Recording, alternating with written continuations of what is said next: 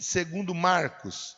Evangelho segundo Marcos, capítulo de número 2. Deixa só eu me ajeitar aqui que deu um piripaque no trem aqui, ó. Espera aí, que eu já vou chegar lá.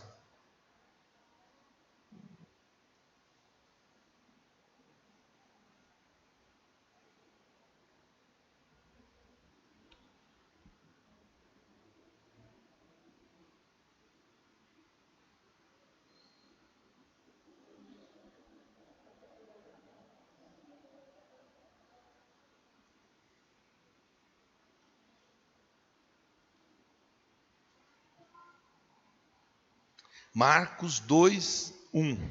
Obrigado, Ilma. Marcos 2, 1. Todos têm esse material aqui, ó. Todos têm? Tem alguém que não tem? Levante a mão, por favor, se você não tem. Todos receberam. Ótimo. Hoje nós estamos começando essa campanha. 7 passos rumo à salvação. 7 passos rumo à salvação. Tá?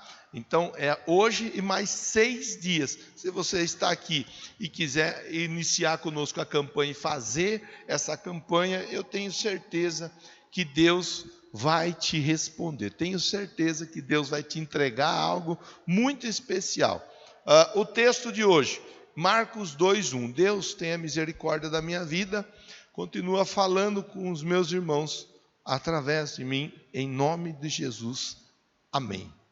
Poucos dias depois, tendo Jesus entrado novamente em Cafarnaum, o povo ouviu falar que ele estava em casa. Então muita gente se reuniu ali, de forma que não havia lugar nem junto à porta, e ele lhes pregava a palavra. E eu vou fazer a primeira parada. Primeira parada, porque o texto mostra que Jesus, ele estava na casa dele, em Cafarnaum, e a casa de Jesus estava cheia de gente. Diga amém, diga graças a Deus. Só que, irmã, é interessante nós olharmos que Jesus estava na casa dele, a casa dele estava cheia, e na casa de Jesus uma coisa muito importante estava sendo feita. O final do versículo de número 2 vai nos mostrar o que estava tendo na casa de Jesus. Pregação da palavra. Pregação da palavra. Primeira coisa para a gente pensar junto aqui, ó. A nossa casa é uma casa de bênção ou a nossa casa é uma casa de confusão? A pastora Kátia me mandou um vídeo que juntou com a maionese não, a goiabada com o queijo, né? E eu compartilhei com os irmãos, inclusive compartilhei no meu story do Instagram. Acho que compartilhei. Com os irmãos eu tenho certeza que compartilhei. Muitos que estava fácil ali para compartilhar. Pastor Josué falando, quando as pessoas chegam perto de você, elas saem melhor ou elas saem pior? Elas saem tristes ou elas saem alegres? Quando as pessoas chegam perto de você, como que elas chegam? E como que elas saem? Como que elas referenciam você? Olha, eu estava tão mal, mas eu cheguei perto de tal pessoa, eu fiquei bem, eu estou até mais leve. Eu vou falar uma coisa, mas só para título de, né? Ontem eu fui levar o Luiz para a escola, levei a Márcia e o Luiz também. Aí o zelador lá da escola, um senhor atencioso, uma pessoa do bem, ele sabe que pela misericórdia de Deus a gente é irmão mais velho dos irmãos. E aí ele veio, tudo bem com o senhor? Aí ele veio assim, ó, ele quis pegar na minha mão. Ele falou, não, deixa eu pegar um pouco, deixa eu sugar um pouco de você. Eu achei, mas eu respeitei a fé dele, porque a fé dele levou ele a entender dessa maneira. Ele pegou na minha mão, irmã Roseli, ele não queria soltar. Ele não queria, eu ia. E aí ele mostrou assim, falou, oi, ele falou para mim, você pensa que eu estou brincando? Oi, ele falou. Aí ele estava todo arrepiado. Por que você está falando isso, pastor? Porque as pessoas, elas são movidas pela fé. E a fé é uma coisa que você não explica. A fé é uma coisa de doido. Fé é coisa de doido, irmão. Coisa de doido. Não se explica a fé. Fé é o firme fundamento daquilo que esperamos, baseado em... É o firme fundamento daquilo que esperamos, mas não vemos. Baseado no fato daquilo que nós acreditamos, mas nós não vemos. Isso é a fé. É você esperar algo que você não vê, mas você acredita que vai acontecer. Não é pensamento positivo. Porque pensamento positivo, hora está positivo, hora está negativo. Fé não. A fé está sempre firme e forte. Então ele veio, pegou na minha mão e falou: deixa eu sugar um pouco de você. Eu falei: tá bom, então, vai, suga aí. Mas daí eu logo encaminhei. Falei: você está indo na igreja? Você vai vir querer pegar na minha mão para sugar eu e não vai na igreja? Também não vai adiantar muito, né, irmão? Então, você está indo na igreja? Eu estou indo. Aí ele contou um pouco da história dele, que ele era casado. Aí agora ele está com uma moça, uma outra pessoa, né? Uma outra pessoa. Que a outra pessoa, ela vai na igreja, ela é da igreja, e eu estou indo junto na igreja também. Ela vai na dela, eu vou na minha, mas falou as placas da denominação, que não é placa que salva, mas ele falou: estou indo. Eu falei: então tem que ir para a igreja, é isso daí mesmo. Quer dizer, Jesus estava na casa dele, a casa dele estava cheia, e a casa dele estava cheia de gente, mas as pessoas que estavam lá não estavam para distrair, não estavam para arrumar rolo, não estavam para fazer fofoca, não estavam para promover intriga, elas estavam ali para ouvir a pregação da palavra. É o primeiro ponto, irmão, a campanha de salvação, 7 passos rumo à salvação. É o primeiro ponto que nós devemos de pensar juntos aqui. A minha casa, a minha vida, o meu trabalho, a minha empresa, o lugar onde eu estou, é um lugar onde as pessoas chegam para só promover confusão, ou é um lugar onde o evangelho é pregado? É um lugar onde as pessoas, elas vêm porque elas sabem que elas vão ser tocadas por Deus. Ali na casa de Jesus, é a casa de Jesus. As pessoas foram ali para ouvir o evangelho. E eu vou deixar uma palavra profética sobre a sua vida, sobre a sua casa, sobre a sua família. As pessoas, os vizinhos, os familiares, os amigos vão procurar você, vão procurar a sua casa, porque a sua casa será conhecida como casa de pregação da palavra de Deus. Quando alguém quiser saber da casa de um crente na rua onde você mora, eles vão lembrar da sua casa. Diga amém com força, diga amém com alegria, diga amém com vontade, diga amém com fé. Isso faz toda a diferença na vida de uma pessoa. 7 passos rumo à salvação. Começou a estudar já, Vitor, a lição da semana que vem ou ainda não? Ainda não. Semana que vem nós vamos conversar sobre você pode ter certeza que é salvo. Já está na mão dele o assunto. Agora ele vai estudar. Então começou hoje a campanha, vem para a campanha, participa, ouve sobre salvação, aprende sobre salvação. Tem muita gente que tem dúvida da salvação. Tem muita gente que tem dúvida se está salvo ou se não está salvo. Até eu perguntei para ele: você tem certeza que você é salvo? Aí ele falou: pastora, tem hora que eu tenho, tem hora que eu não tenho, mas não é ele. A grande maioria tem esse tipo de dúvida, até que a dúvida é tirada. Até que a pessoa entende, ela aprende que ela é salva pela misericórdia, pela graça de Deus e pronto. Então, o assunto aqui, primeira parada, a casa onde Jesus estava, que era a casa dele, era uma casa que pregava o evangelho. E se tem uma casa que prega evangelho, nessa casa tem salvação.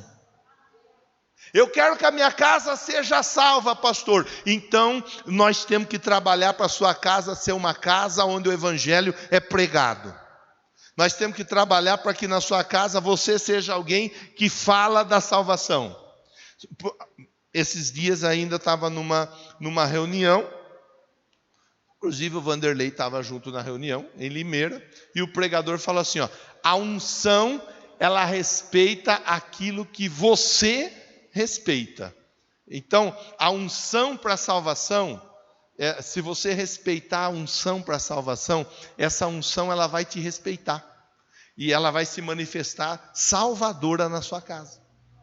Pastor, de verdade, esse negócio de salvação, a gente tem uma dificuldade, porque eu não tenho... Então eu vou falar para você, deixa a dificuldade de lado. Respeite a salvação. O plano, o projeto de salvação de Deus para a sua, para a minha, para a nossa vida. Jesus morreu para nos salvar, graças a Deus por isso. O propósito, nós falamos disso, né, Vitor? Nós falamos disso ontem. O propósito, nós somos pecadores. Para que ele veio? Ele veio para que nós possamos ser salvos. Então, primeiro, ele vem para cobrir a multidão de pecados. Segundo, ele vem para salvar aquele que quer a salvação. Pergunta para quem está pertinho de você: quer ir para o céu ou quer ir para o inferno? Pergunta sério, irmão, porque a pessoa está pensando que eu estou brincando. Pergunta assim, ó, você quer ir para o céu ou você quer ir para o inferno? Fala assim, ó, Deus quer te levar para o céu, mas Ele não vai te levar na marra. É isso daí, irmão. Não tem, então, será? E se der um rolê no purgatório? Não existe purgatório. Não existe purgatório. É céu, é inferno. É Jesus, é Jesus ou é diabo? Não tem, irmão. É luz ou é trevas? Não tem meio termo.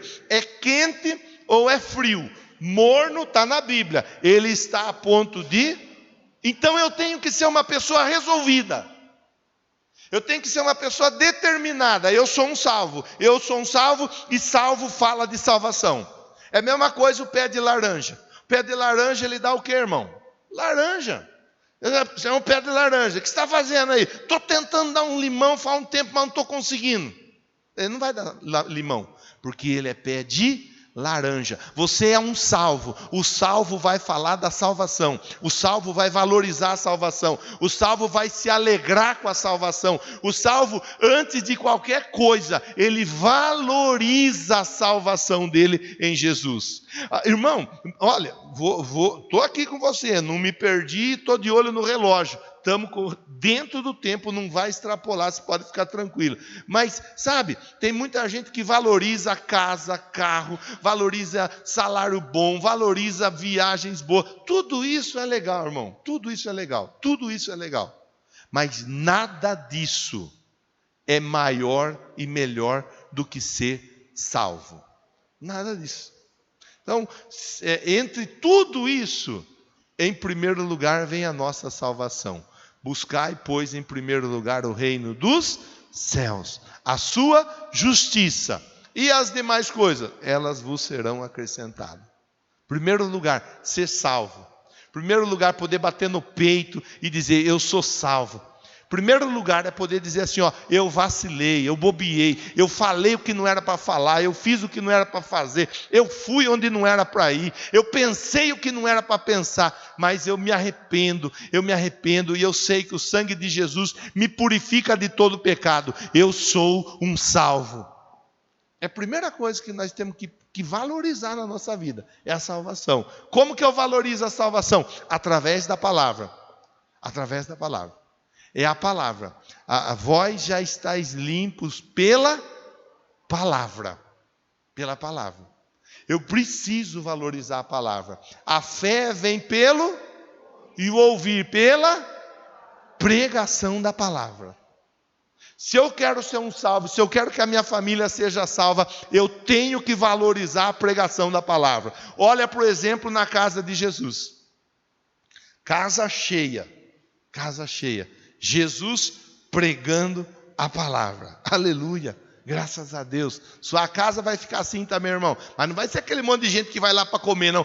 Encheu. Aí a turma come, enche a pança, vai embora e larga a louça para você. Não, sua casa vai estar cheia de gente querendo ouvir a palavra. Pregue, fale, quero ouvir, quero aprender a palavra. Eu gosto de estar aqui na sua casa. Aqui a sua casa é uma casa de paz. Diga amém, diga graças a Deus. Diga assim, ó, essa bênção está sobre a minha casa, essa bênção está sobre a minha família. Amém. Segue a leitura dizendo assim, ó, vieram alguns homens trazendo um paralítico carregado por 4 deles.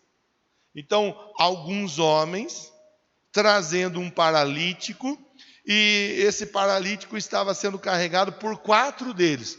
Dá a entender que eram mais do que 4 pessoas juntamente com o paralítico. Eram alguns homens e o paralítico carregado por 4. Então dá para entender que eram mais pessoas. É interessante que esses homens, eles vão até Jesus para levar aquele homem paralítico. Aquele homem, ele era paralítico e ele estava sendo carregado, ele estava sendo ajudado. E ainda hoje, nós falamos na oração das 6h30, quem estava conosco vai lembrar do que eu falei, do que estava proposto no livro para nós pensarmos. Não ande sozinho. Não ande sozinho. Tem gente que quer estar sozinho, estar isolado. Tem gente que não quer estar misturado. Nós não fomos feitos para viver sozinho. Nós não fomos feitos para viver isolado. Nós não fomos feitos para ficar trancado na nossa casa, no nosso quarto, na sala da nossa casa. Nós não fomos feitos para isso. Nós não fomos feitos para querer resolver tudo sozinho do nosso jeito. Sempre vai ter alguém perto de você, colocado por Deus para te ajudar. Diga amém, diga graças a Deus por isso. Esse homem tinha pessoas, ele era paralítico, mas ele tinha pessoas à volta dele que estavam dispostos a ajudá-lo a ver a história mudada. Não vai faltar gente à sua volta, irmão.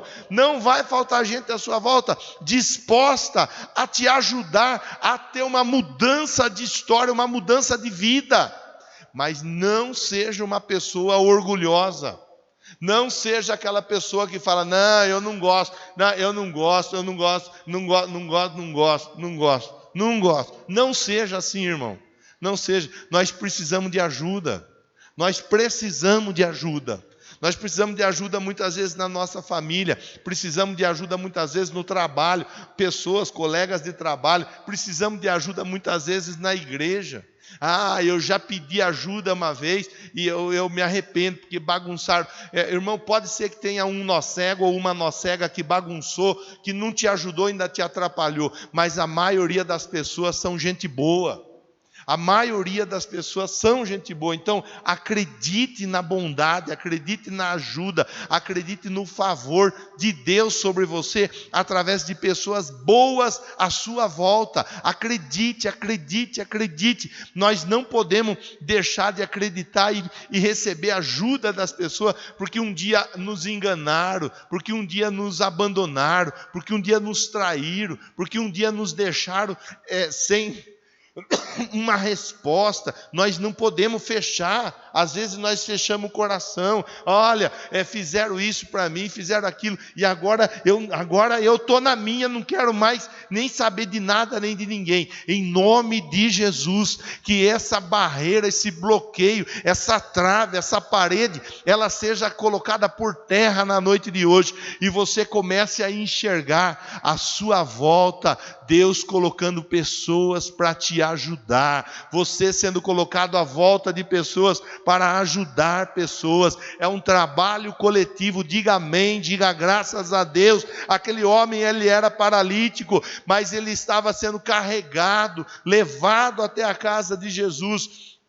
E a Bíblia diz do verso 4: não podendo levá-lo até Jesus por causa da multidão, removeram parte da cobertura do lugar onde Jesus estava, através de uma abertura no teto, baixaram a maca em que estava deitado o paralítico. Olha só que coisa poderosa. Eles chegaram, a casa estava cheia, não tinha como chegar até Jesus, mas eles deram um jeito. Eles pensaram, eles olharam, eles decidiram. E eu acho interessante que aquele rapaz, paralítico, que a Bíblia não mostra para nós o nome, aquele rapaz, ele está disposto a tomar posse da bênção dele. Ele simplesmente se sujeita à ideia dos amigos, ele simplesmente confia. Estou falando com você de confiar nas pessoas agora há pouco, ó. E aqui vem, ó, imagine você, João, imagine pegar você numa cama, numa maca, arrancar o telhado e descer você amarrada, que você se sentiria à vontade, João? Não, né? Imagine, Celcinho, pegar você lá, amarrar para os pés, descer você de ponta cabeça assim aqui. Não, né? Imagine, irmão, tente se imaginar com alguém carregando você e abaixando você por cima de um telhado. Você ficaria à vontade numa situação como essa? Meu Deus, talvez na hora ali a pessoa já travaria, mas ele conseguiu acreditar que o plano, a estratégia, a ideia, o propósito, o projeto ia dar certo. Deixa eu dar uma outra palavra profética sobre a sua vida. Mesmo que a estratégia seja maluca, acredite, Deus está no projeto e vai dar certo. Talvez essa resposta venha para uma pessoa apenas, talvez venha para duas, para três ou para mais. Às vezes a gente olha, Rose, e fala, meu Deus, mas não dá, desse jeito não pode ser, desse jeito, isso é maluquice, isso é doidice. E vai falar para mim que descer o rapaz pelo teto era coisa de gente normal. Me convença que era coisa de gente normal. Não era, era coisa de gente que tem fé, Flaviana. E gente que tem fé faz loucuras para tomar posse da bênção. Eles desceram o rapaz pelo telhado, pronto. Agora o verso 5 diz assim, ó, vendo a fé que eles tinham, Jesus disse ao paralítico. Eu sempre olhei esse texto, pastora Kátia, e dessa vez eu estava estudando, eu fui confrontado a repensar. Eu sempre preguei, você me ouviu pregar mais de uma vez, vendo a fé que eles tinham. Eles quem? Os colegas do paralítico, não é? Naturalmente você vai pensar, os colegas. E eu deixava meio que de fora o paralítico da conversa. Só que assim, não dá para deixar de fora, porque o paralítico teve tanta fé quanto quem ajudou ele a entrar. Eu fiquei olhando e falei, mas não dá. O paralítico talvez teve até mais fé do que os outros, porque baixar pelo telhado, acreditar que ia dar certo, chegar lá, acreditar que Jesus ia parar para olhar para eles, vendo a fé que eles tinham. Aí a gente junta com aquilo que a gente já vem conversando. Quando você anda com gente que tem fé, o milagre fica mais fácil de acontecer. Quando você anda com gente que não acredita em resposta, você vai ser uma pessoa que naturalmente também não vai acreditar na resposta. Na casa do Jairo, tinha um monte de nó cego lá, tudo rindo de Jesus, quando Jesus falou, por que esse alvoroço? A menina não está morta. Eles riram, eles debocharam de Jesus, eles começaram a gargalhar, eles falaram, não está morta, a menina está aí, está até dura aí na cama, e ele está falando que não está morta, meu Deus. Jesus falou assim, ó, vamos fazer o seguinte, põe esse povo para fora, vamos limpar a casa. Casa que quer ver milagre acontecer tem que estar limpa. Ih, pastor, Deus está falando comigo, eu não limpei a casa hoje. Irmã, Deus está falando com você também. Mas não é essa limpeza que você está pensando. Casa que não limpa o ambiente de fé, vai encontrar dificuldade para ver o sinal e a maravilha acontecer. Eu, você, nós temos que estar cercados de pessoas que acreditam no milagre. Se a pessoa não acreditar no milagre, você vai falar para ela assim, ó, olha, eu estou pensando em fazer tal coisa, ela vai dizer, eu já tentei, não deu certo. Você vai falar para ela, olha, eu fui no médico, fiz um exame tal, assim, assado, tal, eu estou crente, eu fui na igreja lá, recebi unção, o pastor me ungiu, o pastor orou, os irmãos oraram por mim, estou crente. A pessoa vai falar, eu também já tive isso até hoje, não sarou, não tem cura. Se você não tiver fé, ou se você estiver cercado de gente que não tem fé, a sua fé vai ser contaminada. E logo a sua fé passa de fé para descrença. Vigia com quem você anda. Olha Jesus falando, Jesus não, o evangelista Marcos narrando os fatos, vendo a fé que eles tinham, a fé foi notória. Agora Jesus disse ao paralítico, os seus pecados estão perdoados. Estamos falando de salvação.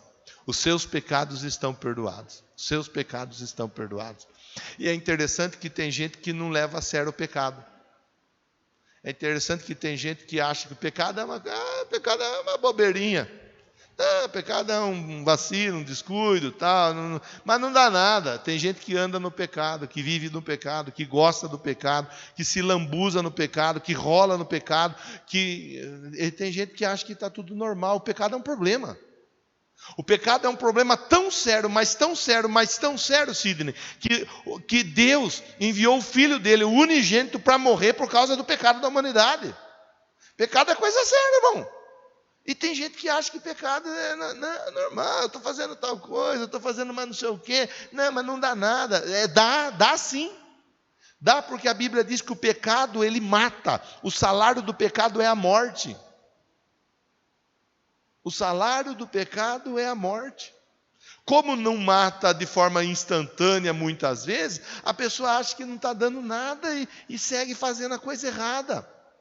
Agora Deus está falando conosco na noite de hoje, dizendo assim, olha, primeira coisa que Jesus ministrou na vida daquele rapaz, os seus pecados estão perdoados. Aquele cego que Jesus curou, restaurou a vista dele, Jesus falou o que para ele? Vá, não peque mais, para não te acontecer coisa pior. O pecado é um problema. O pecado é um problema que mata. O pecado é um problema que acaba com a vida da pessoa. O pecado acaba com o casamento. O pecado acaba com a vida, com o relacionamento familiar. O pecado acaba com a vida entre pai e filho, mãe e filha. O pecado acaba com a amizade. O pecado acaba com a vida profissional. O pecado acaba com a vida financeira. O pecado acaba com a vida da pessoa. O pecado deforma a pessoa. O pecado faz com que a pessoa fique irreconhecível. O pecado faz com que a pessoa faça coisas que depois, quando ela está liberta, ela olha e fala, eu não acredito que eu fiz isso. Não acredito. Olha o pecado, irmão, aonde ele leva uma pessoa. A Bíblia diz que um homem tinha 2 filhos. Um dos filhos falou assim, eu quero a minha parte. E me dá a minha parte aí que eu estou querendo vazar. Ele pegou a parte dele, ele curtiu a vida, dissolutamente, ele gastou de maneira pródiga, ele esbanjou, fez o que ele quis fazer, até que acabou o dinheiro, e ele estava passando fome. O pecado leva a pessoa a passar fome, mas passar fome não é o pior. Chega um dado momento que ele quer comer comida de porco. Quer dizer, ele abre mão. Olha o pecado que faz na vida de uma pessoa. Ele faz a pessoa abrir mão da mesa da casa dela para querer comer comida de porco. É o pecado. É o poder do pecado. O pecado humilha a pessoa. O pecado envergonha a pessoa. Eu nunca vou esquecer. Um dia, lá em São Paulo, treinamento de missões, viaduto da Estação da Luz, por baixo passa o trem, em cima do viaduto tem um acúmulo de lixo que eles devem de juntar tudo lá para o lixeiro passar e pegar tudo de uma vez só, como costuma se fazer aqui também. Passamos, eu e o grupo de pessoas que estavam em treinamento, sentado no meio do monte de lixo, papel higiênico, tinha de tudo, saco de lixo rasgado, já devia ter rasgado o saco ali para comer, e o rapaz, ele estava sentado no meio do lixo, com uma seringa no pé, as veias do braço já nem tem veia mais para enfiar seringa, ele estava sentado com a seringa no pé, tacando droga no corpo. Olha aonde que o diabo leva a pessoa. Infelizmente o rapaz estava naquela condição. Sabe, irmão, por que você está falando disso, pastor? Porque muitas vezes a pessoa, ela flerta. Ah, não, mas eu sou de Deus, eu sou de Jesus.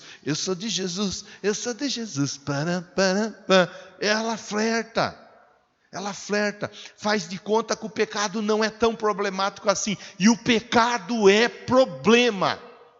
Uma salvação, ela exige a cobertura sobre o pecado. Ela exige o sangue que purifica de todo pecado. Ó Jesus falando, os seus pecados estão perdoados. Só que para o pessoal, para os religiosos, o pecado não era tão problema assim. Porque tem muito religioso que vive no pecado. Porque tem muito religioso que vive fazendo a coisa errada e não quer que você fale do pecado. Tem muito religioso que ele se esconde no pecado, e se você falar do pecado, você acaba até tomando cacetada. Você acaba tomando pancada. Você acaba, né? Então, aos religiosos, os religiosos estavam sentados ali, alguns mestres da lei, raciocinando no seu íntimo. Eles eram entendidos da Bíblia, eles conheciam a Bíblia. E aí eles estavam lá pensando, por que esse homem fala assim? Está blasfemando. Quem pode perdoar pecados a não ser somente Deus? Quer dizer que Jesus era o quê então? O próprio Deus que se fez homem e habitou entre nós. Jesus percebeu logo em seu espírito que era isso que eles estavam pensando e disse: por que vocês estão remoendo essas coisas em seus corações? Que é mais fácil dizer ao paralítico: seus pecados estão perdoados, ou levante, pega a sua maca e ande? Porque agora aqui Jesus está dizendo, e para facilitar a nossa compreensão, encaminhar o final da conversa, aquele rapaz, ele era paralítico. Qual que era a dificuldade dele? Ele era paralítico. Aonde ele queria a resposta? No corpo. Ele queria ser curado daquela paralisia. Só que aí vem algumas questões para a gente colocar, né? O problema dele era a paralisia. Já o problema do outro é problema conjugal. Já o problema do outro é com bebida. Já o problema do outro é com droga. Já o problema do outro é com dinheiro. Já o problema... São problemas e problemas e problemas. Tantos problemas. Então o problema dele, qual era a dificuldade dele? Paralisia. Qual que é a sua dificuldade? Onde é que você busca uma resposta? Aonde é que você quer que Deus ponha a mão e faça e opera um milagre? A desse rapaz era a paralisia. Jesus está dizendo assim, o que é mais fácil dizer? O que é mais fácil dizer? Os pecados estão perdoados? Ou receba a sua bênção? Receba seu carro, sua casa, sua moto, sua bicicleta. Receba seu noivo, sua noiva, seu namorado, sua esposa, seu marido, sua filha, seu filho. Receba a cura. O que é mais fácil, irmão? O que é mais fácil? Jesus estava simplesmente colocando isso em questão. Ele estava dizendo assim, existem muitas coisas que vocês vão correr atrás e por si só vocês vão conseguir resolver. Agora, problema do pecado, você não resolve por si só. Problema do pecado, você necessita do sacrifício de Jesus naquela cruz. Aí ele finaliza a conversa dizendo assim, para que vocês saibam, verso 10, que o Filho do Homem tem autoridade na terra para perdoar pecados, disse ao paralítico, eu te digo, levante-se, pega a sua maca e vá para casa. Está feito. Eu te digo, levante-se. Ele não conseguia levantar. Ele foi para aquele lugar carregado. Aquilo era uma coisa que ele não conseguia fazer. Mas a Bíblia ensina para nós que Jesus libera a palavra sobre a vida daquele rapaz. O verbo, levante-se, levante-se, levante-se. Jesus libera a palavra da mudança da situação. O que ele não podia fazer até então, agora ele vai fazer. Porque o poder estava sobre a vida dele. É o mesmo poder, irmão. É o mesmo poder. É o mesmo Jesus que está falando com você através da minha vida, na terceira pessoa da Trindade, na pessoa do Espírito Santo. É Deus falando com você. Você vai começar, a salvação ela está te alcançando e você vai começar a fazer coisas que você até então não estava conseguindo fazer. A salvação está entrando na sua casa, no seu lar. Existem coisas que não aconteciam, que vão começar a acontecer. A salvação está te encontrando. Os seus pecados estão sendo perdoados. E o poder da mudança da história está sendo liberado sobre você, sobre sua casa, sobre sua família, sobre sua empresa, sobre os seus negócios. É o poder da salvação de Deus sendo liberado nessa noite. A Bíblia diz no verso 12, ele se levantou. O que mais que ele fez? Pegou, ele não podia levantar, agora ele levantou. Ele não carregava a maca carregava ele. Agora ele conseguiu pegar a maca. E ele saiu à vista de todos. Eles ficaram com a boca aberta, atônitos, e glorificavam a Deus, dizendo: nunca vimos nada igual. Ó a palavra, ó a frase que você mais vai ouvir ser dita a respeito de você, da sua casa e da sua família. Eu nunca vi nada igual. O que Deus fez na vida de vocês, eu nunca vi igual. Se coloque em pé, irmão. Se coloque em pé, irmã. Jesus está aqui. Jesus te trouxe aqui para dizer: eu mudo histórias, eu salvo, eu perdoo, eu limpo, eu transformo. Jesus te trouxe aqui para dizer: olha, algumas pessoas conduziram aquele rapaz até aquele lugar, até aquela casa, e ali a fé foi manifesta, e aonde a fé manifesta, o milagre acontece. É assim que eu quero orar com você agora, nessa noite. Quero te convidar, pega seu material aí, pega, pastor, eu ainda não escrevi nada. Não tem problema, você leva para casa, escreve, traz a semana que vem e lança o picote do primeiro e do segundo dia. É importante você pegar o seu material agora e nós vamos orar a Deus e nós vamos entregar a Deus esse primeiro dia. E eu vou orar a Deus para que a salvação alcance a sua vida, alcance a sua casa. Feche seus olhos e comece a conversar com Deus. Talvez você está precisando de uma salvação. Pastor, eu preciso de uma salvação no meu casamento. Pastor, eu preciso de uma salvação na minha vida física. Pastor, eu preciso ser salvo. Eu preciso ser liberto. Eu preciso viver uma nova vida. Eu preciso, pastor, viver uma nova história. Agora é a hora de você falar com Deus. Em nome de Jesus, meu Deus, em nome de Jesus que eu oro com esse irmão, eu oro com essa irmã, declarando, meu Pai, declarando, meu Deus, sobre cada vida, Pai, sobre cada homem, sobre cada mulher, em nome do Senhor Jesus. Que aquilo que aconteceu naquela casa, naquele lugar, naquele dia, possa acontecer, meu Pai, hoje, aqui. O Senhor sabe o que eles precisam, o Senhor sabe o que eles necessitam. O Senhor chamou aquele rapaz e conversou com ele, e liberou sobre ele uma palavra tão poderosa: os seus pecados estão perdoados. Quando o pecado está perdoado, aí muita coisa começa a acontecer.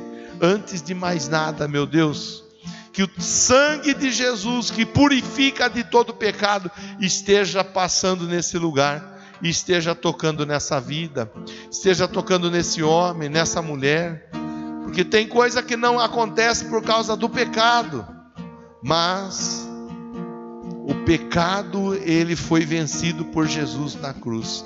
Agora eu oro por ele, eu oro por ela, em nome de Jesus, que o milagre aconteça, que a resposta chegue, em nome de Jesus. Aquilo que esse irmão, aquilo que essa irmã não estava conseguindo fazer, pelo poder que há no nome de Jesus, eu declaro: ele vai fazer, ela vai fazer, em nome de Jesus, aquilo, ó Deus, que ele tentou nesses últimos dias e não deu certo. Eu quero agora liberar essa palavra sobre essa vida. Vai acontecer, no nome santo, bendito e poderoso do Senhor e Salvador Jesus. Toca nessa vida, toca, Pai, e manifesta a salvação para a glória do teu santo nome. Diga amém, Jesus. Diga graças a Deus. Diga assim, ó Senhor Deus, eu creio na minha bênção, eu creio na minha salvação, em nome de Jesus. Amém. Graças a Deus, os diáconos vão passar. Bata a palma, bata a palma.